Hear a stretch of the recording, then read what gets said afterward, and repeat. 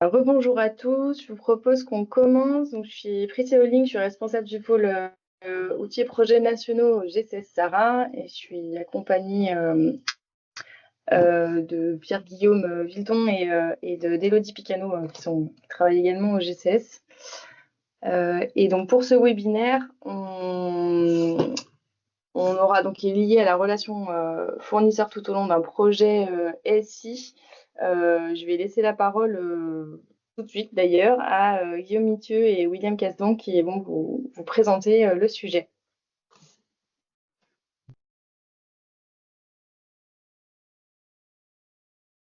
On n'a pas de son. T'entends pas, Guillaume?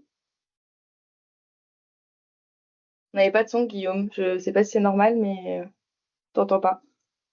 Attends, là c'est bon? C'est pas bon. Oui, ça va mieux. Et du coup, ça me permet juste, avant de te laisser la parole, j'avais oublié qu'il y avait les petits rappels. Donc, en fait, on vous a libéré les micros et les caméras, mais voilà, on vous invite à les laisser éteints pendant les temps de parole là, de Guillaume et William. Et puis, on aura un temps de questions-réponses plutôt à la fin. N'hésitez pas à lever la main pour prendre la parole, enfin, avant de prendre la parole. Et donc, on vous rappelle, mais vous l'avez dans le bandeau du dessus, que la session, elle est enregistrée pour qu'on puisse la remettre à disposition pour les personnes qui n'auraient pas pu être présentes ce midi. Et je te relaisse la parole, excuse-moi, Guillaume. Pas de problème. Oui, bonjour à tous. Donc Guillaume Mithieu, moi je suis le DSI de l'association Orsac, pardon, et donc accompagné de William Casdan, qui est DPO pour l'association. Juste un peu de contexte sur ce webinaire. En fait, on se rend compte aujourd'hui que la contractualisation avec l'éditeur devient primordiale, entre guillemets, avec notamment des solutions en SaaS, avec des abonnements. Dans le cadre de SMS numérique, il y a eu énormément de contrats signés avec des éditeurs et on se rend compte que une fois que le projet est en route, comment se passe la relation, enfin tout au long d'ailleurs, pendant le projet, et puis après, quels sont un peu les petits conseils qu'on pourrait avoir ou les petites subtilités à avoir pour avoir une relation avec ces éditeurs plutôt saine. Et on a fait un focus, c'est pour ça que William interviendra un peu sur un focus RGPD, c'est-à-dire lui, comment il encadre les contrats, notamment SaaS. Mais pas que, comment il encadre la contractualisation sur la réglementation des données personnelles. Voilà. Donc, en petite introduction, si tu peux, Priscilla, avancer le slide. Ouais, super. En fait, on a essayé de synthétiser un peu sur nous ce qu'on fait. Alors, on le fait pas pour tous les projets, on le fait principalement pour les gros projets. Quand il y a, nous, alors ça, il y a plusieurs établissements. Donc, quand ça concerne vraiment un nombre important d'établissements, des projets principalement portés par la direction générale, qui engagent beaucoup un budget important et qui va traiter notamment aussi des données personnelles, donc typiquement les éditeurs de DUI ou de DPI. Donc on a mis un peu les trois phases dans un projet, à la consultation, donc les prémices et le choix du prestataire. Une fois qu'on a choisi la contractualisation, quels sont les points de vigilance à avoir, et puis l'après, une fois qu'on a contractualisé, comment on maintient cette relation. Dans la consultation, nous déjà, hein, ce qu'on conseille, c'est d'avoir un cahier des charges avec l'expression du besoin. Alors, nous, on n'est pas assujettis au marché public. Donc, déjà, ceux qui sont assujettis à un marché public, ils ont tout un process, de toute façon, bien rodé, mais qui peut parfois être lourd. Néanmoins, même si nous, on n'est pas assujettis à ça, je pense que c'est nécessaire de cadrer ces consultations. Donc on a un modèle de cahier des charges qui reprend un peu voilà, la présentation de l'association, les points importants, l'expression du besoin, donc c'est-à-dire d'un point de vue métier, qu'est-ce qu'on attend, d'un point de vue technique, qu'est-ce qu'on attend, d'un point de vue organisationnel aussi, qu'est-ce qu'on attend, c'est les trois volets, c'est-à-dire qu'est-ce qu'on attend comme service rendu par le prestataire, qu'est-ce qu'on attend de la solution qu'on va choisir, et un peu du coup la partie technique, c'est là où on va intégrer toute la partie sécurité et RGPD. Aussi, ce qu'on conseille, c'est qu'associé à ce cahier des charges, vous faites une grille de réponse, un cadre de réponse, de façon à ce que les candidats vont pouvoir renseigner. Alors, c'est la traduction de ce qu'il y a dans le cahier des charges, mais dans un fichier Excel, sur encore une fois les 3 volets, hein, plutôt fonctionnel, technique et organisationnel. Mais au moins, les candidats vont pouvoir répondre et vous, ça va vous simplifier l'analyse. Plutôt que d'avoir une réponse un peu littéraire, bah là, vous avez une réponse assez rapide sur une telle fonctionnalité. Est-ce que c'est natif? Est-ce que ça demande du développement spécifique? Ou est-ce que c'est pas du tout disponible dans la solution?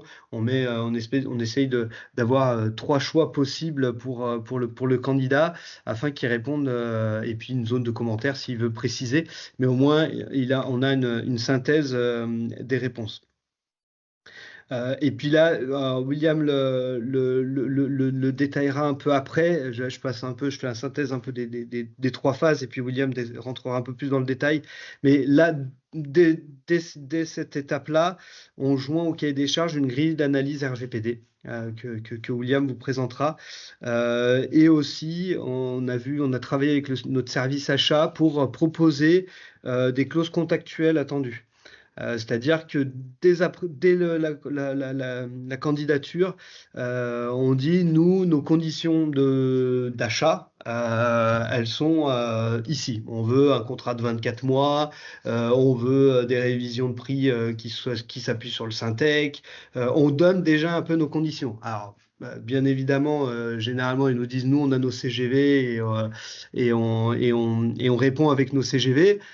Mais en tout cas, et c'est là où après ça rentre dans la négo. Mais en tout cas, ils ont déjà un premier point sur nos attentes juridiques d'achat. Donc ça, c'est la consultation. Donc on envoie tout ça, on analyse. Une fois qu'on a fait le choix, généralement, on a déjà dans la partie choix, encore une fois, hein, je parle des projets qui engagent un certain nombre de montants. On a déjà des échanges juridiques entre notre service achat et les prestataires qu'on a shortlistés pour essayer de gagner un peu de temps à la contractualisation. On essaye déjà de voir justement pour s'entendre sur les conditions de vente. Et il peut y avoir aussi William qui, sur les prestataires pressentis, hein, quand on a un choix qui s'est rétréci à 2 prestataires, par exemple 2 ou 3 prestataires, William peut déjà avoir un échange avec le DPO du prestataire pour affiner un peu affiner ça. Donc là, on est encore dans la consultation, mais dans la fin de la consultation. Et une fois qu'on choisit, donc là, on passe à la contractualisation. Alors là, nous, on se repose la question, on se pose la question, il peut y avoir 3 types, hein, c'est-à-dire que nous, on juge qu'on a un certain nombre d'établissements, on a 30 établissements, 40 établissements à déployer, ça justifie un contrat cadre, et c'est là où on va reprendre ce qu'on a mis justement dans notre cahier des charges, nos échanges, et on va construire un contrat avec le prestataire qui va encadrer toute la durée de collaboration. Et après, chaque établissement qui pourra contractualiser s'appuiera sur ce contrat cadre. Typiquement, nous, c'est ce qu'on a fait pour les liens Internet, c'est ce qu'on a fait pour les DUI aussi.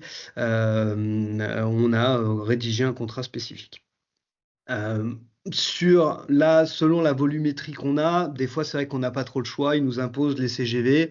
Encore une fois, si on a une grosse volumétrie, c'est un gros chiffre d'affaires pour eux, je pense qu'on peut les pousser à aller vers un contrat cadre spécifique avec nos conditions. Mais si on est encore une fois sur un marché un peu plus petit, là, on va être obligé de s'appuyer sur les CGV fournisseurs. Alors, les CGV fournisseurs, généralement, il y a peut-être des clauses à vérifier, notamment sur les augmentations tarifaires, les durées d'engagement. Je pense qu'il y a des choses sur lesquelles on peut jouer. On en reviendra un peu aussi par la suite. Et puis sinon, on peut s'appuyer sur des plateformes d'achat. Des fois, là, c'est aussi ce qu'on a fait sur notamment la partie mobile, contrat mobile, où là, on s'est appuyé sur la plateforme d'achat et on utilise les contrats cadres de la plateforme d'achat. Un autre point important à la contractualisation, c'est les engagements précis, c'est-à-dire ce qu'on attend, ce qu'ils vont nous livrer, comment les délais de réponse, à la contractualisation, sur quel planning ils peuvent s'engager, enfin la durée du projet. Voilà, tout ça, on essaye de l'encadrer aussi dans la contractualisation, qu'ils aient un engagement avec des pénalités. C'est important de mettre des pénalités tout de suite à la contractualisation. Nous, on s'est fait avoir enfin, on s'est fait avoir. On n'avait pas mis de pénalités assez précises. Et en final, un projet qui a débordé de 2 ans, finalement, on a très peu après de moyens d'aller chercher des compensations financières. Donc c'est là aussi où dans les engagements précis, on définit sur chaque engagement quelle pénalité si la faute est encore une fois est au prestataire. Et puis le cadrage, c'est là où on va définir aussi le planning, la gouvernance, c'est-à-dire est-ce qu'on a un directeur projet, est-ce qu'on a un chef de projet, est-ce qu'on a des consultants qui pilotent côté prestataire, quelle équipe aussi nous on va mettre en face. C'est là où on s'attend vraiment sur l'équipe projet et les livrables aussi. Est-ce qu'ils vont nous donner un PV de recette qui fait une page, ou est-ce qu'on va avoir tout un cahier spécifique de fonctionnel, un cahier spécifique technique précis qui va détailler exactement l'installation qu'ils ont mis en place chez nous. Donc tout ça on l'encadre dans ce cadrage projet et on le fait dès la contractualisation. Donc après, on contractualise, il y a la durée de vie du projet, donc on met en place le projet, on déploie. Si c'est bien encadré, encore une fois, comme on a fait à la contractualisation, il y a un suivi, il y a des copiles et on suit ça. Et puis après, on passe en post-projet, donc là, on passe en run, ce qu'on appelle le run. Et là, il faut bien redéfinir. Alors, la partie support utilisateur est à définir en amont, hein, dès la contractualisation, parce que vous allez avoir le contrat de maintenance. Mais on revalide bien quand même le support utilisateur. J'ai mis le RACI, ça c'est hyper important de savoir quelle tâche, quel incident et quelle demande est traitée par le prestataire et quelle chose vous revient. Est-ce que j'ai besoin de renouveler un mot de passe? Je dis n'importe quoi. Est-ce que je passe par le support? C'est compris dans mon abonnement. Ou est-ce que le renouvellement de mot de passe, il faut que j'ai quelqu'un en interne qui s'occupe de renouveler les mots de passe? C'est un exemple parmi tant d'autres, mais c'est bien une grille qui va définir à quel moment j'agis. Et on va aussi définir les outils. Est-ce qu'ils ont une plateforme de ticketing? Est-ce que ça passe par mail? Alors, généralement, ils ont une plateforme de ticketing, mais cette plateforme de ticketing, qui a accès? Est-ce que c'est que la direction générale? Est-ce que les établissements qui vont avoir la solution, ils vont avoir un accès? Voilà, comment c'est défini un peu tout ça? Est-ce que moi, je peux créer des utilisateurs pour un établissement où je veux lui ouvrir l'accès au support, ou est-ce que je suis obligé de passer par eux? Tout ça, on le définit aussi dans cette phase-là de savoir comment va se passer l'après-projet. Et après, en fonction du projet, du périmètre, on fait un suivi régulier. Ça, pareil, on l'encadre dès la contractualisation, parce que ça a un coût. Donc, on l'encadre. Est-ce que c'est dans le contrat de maintenance? Est-ce que c'est compris? Est-ce que c'est des journées de prestations complémentaires? Mais en tout cas, nous, ce qu'on conseille, c'est en fonction, encore une fois, de la taille et du périmètre, à minima une fois par an, je vois le prestataire, on fait un bilan. Et si c'est des sujets stratégiques, qu'il y a une grosse volumétrie au niveau de l'association ou de l'organisation, pardon, ça peut être tous les trimestres. Dans ces revues, à la fois, on fait une revue des incidents, c'est-à-dire qu'on leur demande des statistiques, combien j'ai eu d'incidents, combien j'ai eu de demandes, est-ce que les incidents, ils ont été traités dans les temps contractuels, ou est-ce qu'ils ont dépassé? Donc on leur demande les engagements sur les SLA, ce qu'on appelle les SLA, donc c'est-à-dire un incident critique doit être pris en charge au bout de 2 heures. Nous on leur demande une stat en disant vous avez eu combien d'incidents critiques et la moyenne de prise en charge a été de combien. Donc là on leur demande un vrai reporting sur les incidents. On ne va pas rentrer dans le détail de chaque incident, hein, c'est pas le but, mais par contre d'avoir une vision un peu générale. Est-ce que ça reflète aussi du bon fonctionnement de l'application? Si sur un trimestre, vous avez 10 sites déployés avec une solution, une application, et que vous vous rendez compte qu'il y a 50 incidents qui ont été déclarés, bon, ça veut dire qu'il y a un problème quelque part. Il faut creuser. Ça peut être aussi l'occasion pour prestataire de présenter sa roadmap en disant, bah voilà, on est en train de développer tel module, ou là, il y a cette fonctionnalité qui va arriver, voilà ce qu'on peut vous proposer, voilà les évolutions qui peut y avoir.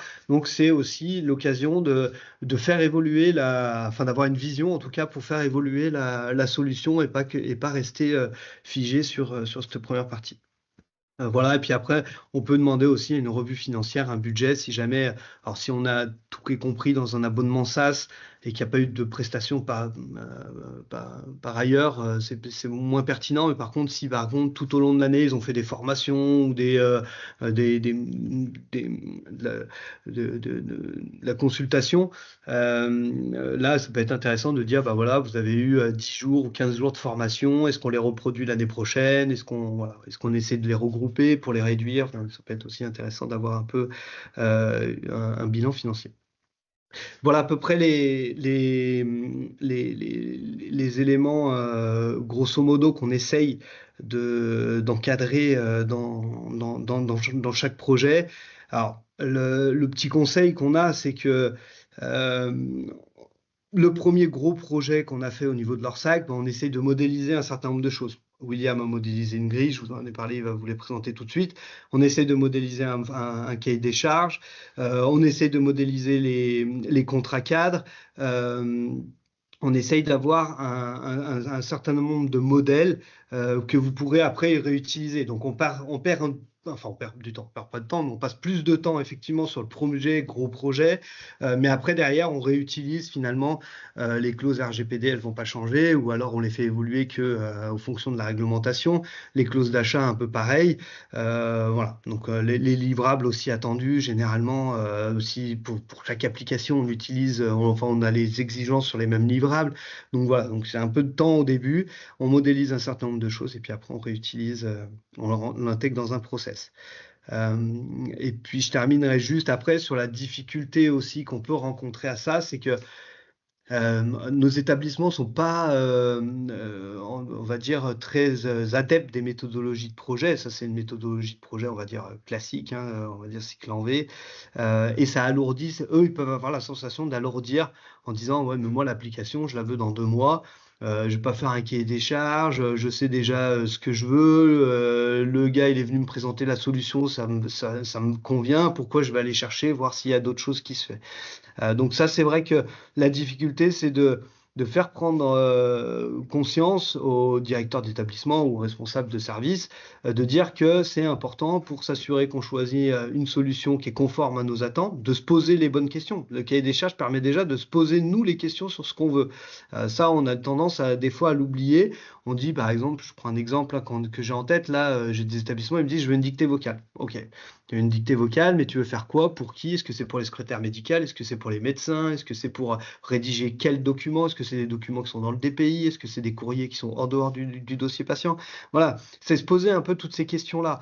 Et le cahier des charges nous permet de faire ça, de prendre le temps un peu de dire qu'est-ce que j'attends de la solution.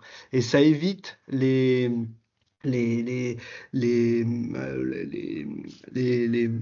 comment dire, les désaccords à la fin qu'on peut avoir avec le prestataire en disant mais c'est pas ce que vous nous avez présenté, c'est pas ce que vous nous avez vendu. Quand c'est dans un cahier des charges, généralement on se met d'accord un peu sur ça. Donc voilà, c'est vrai que ça prend un peu de temps en fonction du projet. Ça peut être voilà, la consultation peut durer jusqu'à 6 mois hein, sur des projets.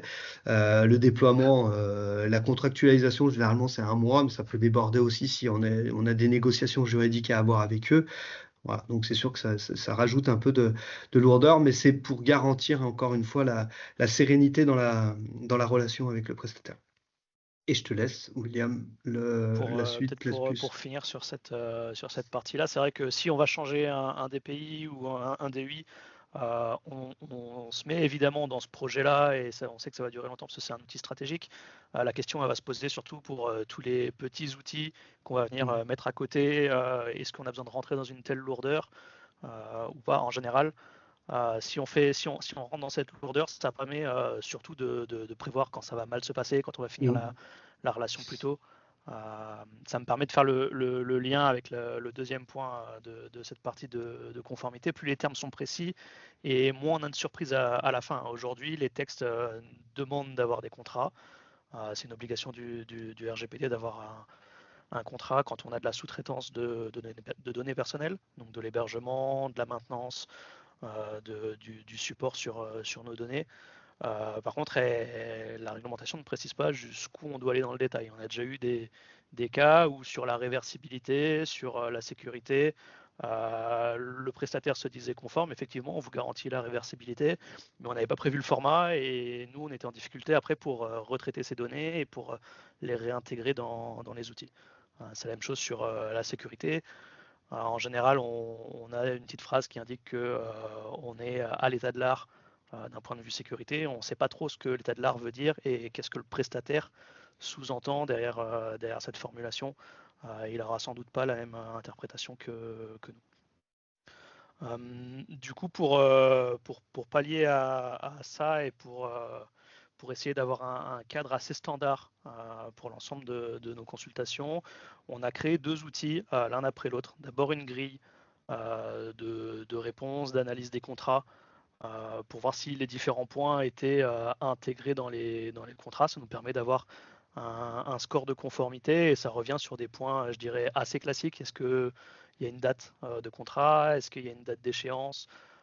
Qu'est-ce qui est prévu dans le contrat? Mais aussi des éléments plus précis liés à la réglementation sur la protection des données, qui traite les demandes de droits que peuvent effectuer les salariés ou les usagers, comment on réagit quand on a une violation de données, une faille, qui est-ce qu'on prévient, dans quel délai, etc. Et ça, c'est important de le prévoir pour que vous, qu'ensuite, quand vous avez des déclarations à faire à la CNIL ou quand vous devez aller informer les usagers qu'il y a eu une cyberattaque ou une faille de sécurité, que vous soyez dans les délais et que ça ne tarde pas trop avant de communiquer. Et puis cette grille d'analyse, quand on l'a poussée les premières fois aux prestataires, en général, elle revenait toute verte, ils étaient conformes partout. Et quand on creusait derrière avec les contrats, ça collait pas forcément avec ce qu'ils nous avaient déclaré. Ou alors, ils nous disaient, on n'a pas le temps de traiter ça. Voilà, nous, nos contrats, et on reste là-dessus. Du coup, on a créé un modèle de clause qui reprend globalement les questions posées par la grille, qui reprend la réglementation. Aujourd'hui, c'est assez standardisé les éléments que vous devez intégrer dans ce type de contrat. Et donc, on a un modèle de quelques pages autour de la protection des données, avec quelques passages indiqués en jaune pour là où on attend de la négociation ou un accord avec le prestataire, et essentiellement les délais de réponse et la description de ce qui est fait précisément sur les données par le prestataire. Dans ces éléments-là, on a beaucoup d'éléments sur la protection des données, on a des éléments sur la réversibilité, sur la sous-traitance en chaîne ultérieure. On a quelques éléments très limités sur la sécurité, où sont hébergées les données, quels sont est-ce qu'ils sont ISO William, 27001? Oui. je te coupe, tu peux peut-être présenter la. Je sais pas si Priscilla, tu peux ouvrir les documents, ils étaient ouverts pour présenter la grille, peut-être en même temps que tu expliques. Ouais. Normalement, William, tu dois pouvoir prendre la main sur le partage si tu veux le présenter directement. Ce sera peut-être plus simple si tu veux être libre des mouvements. Parfait. Voilà, ça sera plus parlant peut-être. Donc là, vous avez la grille sous les yeux qui a été construite. Alors, c'est une base de groupe de DPO qui avait construit ces éléments que j'ai adapté pour notre association et qu'on réutilise aujourd'hui. Alors, avec un score de conformité qui s'adapte en fonction des réponses qu'on apporte. Et l'idée c'est que les établissements soient autonomes. Ce qu'on leur dit, c'est que si vous êtes en dessous de 60% de conformité, c'est qu'il y a sans doute quelque chose à aller creuser, sans doute quelque chose qui ne convient pas. Donc vous le voyez, on a des éléments assez classiques sur l'identification du contrat. Et après, on a la partie obligation du sous-traitant d'informer le responsable de traitement, de garantir la confidentialité, de s'assurer que ces salariés soient formés sur la confidentialité des données. Et les parties spécifiques à la réglementation, comment est traité le droit des personnes, qui notifie en cas de violation de données et à qui, avec quel contenu, avant de revenir sur ce que je disais sur la partie sécurité tout à la fin. Donc, en termes de documentation, est-ce que le prestataire a une PSSI qui peut nous communiquer, un plan de reprise d'activité, de continuité d'activité, et est-ce que où sont hébergées les données, est-ce qu'il répond aux exigences ISO, ce qui ne va pas être une obligation, mais ce qui va vous donner des indications et des pistes en fonction de l'importance de l'outil que vous êtes en train de mettre en place. Et si je vous balaye l'autre document, ici, vous allez retrouver, donc là j'ai la table des matières sur la gauche, vous allez retrouver exactement les mêmes thématiques, avec la sous-traitance, le droit à l'information, l'exercice des droits des personnes, avec essentiellement une partie 2 ici qui sera à compléter, quelles données sont traitées, pourquoi elles sont traitées, etc. Et après des éléments, très peu d'éléments au final à modifier. C'est des bases assez classiques que vous retrouverez normalement si votre prestataire a des modèles de contrat RGPD, ça va ressembler plus ou moins à ce document-là.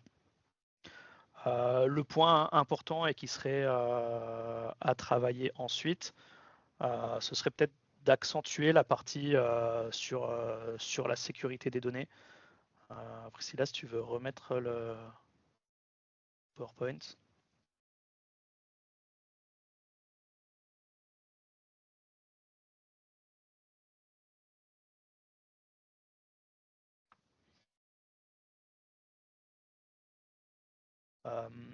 Donc aujourd'hui, ce que je disais, c'est que cette partie sécurité est très light et gagnerait à être précisée, d'autant plus dans le contexte actuel, avec en tout cas pour ce qui nous concerne, des événements de sécurité qui sont de plus en plus fréquents, des obligations qui vont évidemment arriver avec NIS 2. Je vous ai mentionné ici le closier de sécurité qui a été réalisé par le club des RSSI et des PO santé, il me semble, national, qui peut être une base à utiliser pour l'intégrer dans vos cahiers des charges ou dans vos consultations, mais des modèles peut-être plus spécifiques pourraient être travaillés sur ce sujet-là. Et sur la partie clause contractuelle pour les solutions SaaS, théoriquement, il y a un travail qui est en cours au niveau du club des DSI, encore une fois, pour avoir un modèle utilisable et prêt à l'emploi pour ces solutions-là. Ce qui devrait, oui, on va essayer effectivement, vu que bon nombre de DSI a travaillé ces sujets, l'idée c'est et que le club DSI porté par le collectif rassemble un certain nombre de DSI. L'idée c'est qu'on arrive à produire effectivement une sorte de modèle sur les contractualisations, ce qui pourra intégrer d'ailleurs les clauses de sécurité. Les fédérations aussi travaillent. L'idée, c'est d'avoir un document qui soit validé aussi juridiquement par un avocat ou autre. Donc voilà, il y a plusieurs groupes de travail à ce sujet. On se rend compte en tout cas que notamment le SaaS aujourd'hui peut poser et mettre en difficulté un certain nombre d'organisations. On le voit aussi, notamment avec l'épisode que Teranga a pu avoir en en imposant une augmentation liée à la cybersécurité qui n'est pas du tout encadrée dans le contrat. Donc voilà, pareil sur la réversibilité, William on a parlé tout à l'heure, hein, mais aujourd'hui on a aucune garantie. Dans beaucoup de contrats, en tout cas, on ne nous garantit pas le format, que les données réversibles, enfin que les données que va nous rendre l'éditeur seront exploitables pour pouvoir les intégrer dans une autre solution. Et quand on est en SaaS, c'est eux qui ont tout, hein. Donc ils ont leurs données. Donc c'est vraiment pour moi ça devient un enjeu assez majeur parce que et encore plus dans notre secteur où on a les données des personnes que l'on accompagne, dont nous on est responsable et qu'on sous-traite l'hébergement de ça. Et qu'aujourd'hui, on a des éditeurs qui nous proposent que du SaaS. Donc la question se pose, enfin, notamment dans le médico-social, hein, les DUI, mais même dans les dossiers patients, hein, bon nombre d'éditeurs font le pas d'imposer en tout cas l'hébergement des solutions. Donc il faut qu'on soit de plus en plus vigilant sur les données qui traitent pour nous. Voilà un peu un rapide horizon et retour d'expérience de ce qu'on fait à l'Orsac, hein. Encore une fois, on n'est pas, il y a plein de projets, comme on a dit, où ça arrive sur notre bureau, le projet est déjà, le contrat est déjà signé. Enfin voilà, là on présente le beau côté quand on arrive à maîtriser et que c'est nous qui portons les projets de A à Z. Quand il y a des choses qui arrivent d'un directeur qui a signé un contrat avec une start-up sur une solution innovante, bah forcément, des fois, William, il a le contrat une fois que le contrat est signé. Donc c'est un peu tard. Donc c'est aussi, voilà, encore une fois, de la pédagogie à faire auprès des directions d'établissement. Et l'importance à avoir des contrats et une relation avec les prestataires qui soit bien rédigée et bien précise. Merci beaucoup à tous les deux. C'est déjà 12h33, donc je propose qu'on passe aux questions, si vous en avez.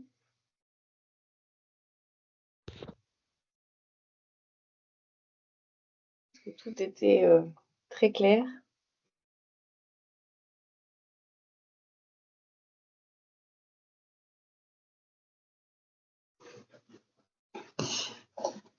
Il n'y a pas de questions du tout? Eh ben, s'il n'y en a pas, on va vous libérer juste pour on vous enverra du coup le support et le replay, enfin le lien où vous pourrez retrouver le replay du webinaire qui a été enregistré. On vous rappelle aussi les autres dates des points à venir. On a un programme qui est assez chargé là sur les 2 premiers mois parce qu'il y a beaucoup de sujets, dont les sujets cyber. Donc voilà, si vous n'êtes pas encore inscrit, n'hésitez pas à vous y inscrire. Et puis vous retrouverez l'adresse de contact pour l'équipe ESMS numérique et les liens pour aller consulter à la fois les autres sessions des midis du collectif, mais toutes les informations de façon générale sur le numérique pour les ESMS. Et ben, je vous remercie encore une fois, William et Guillaume.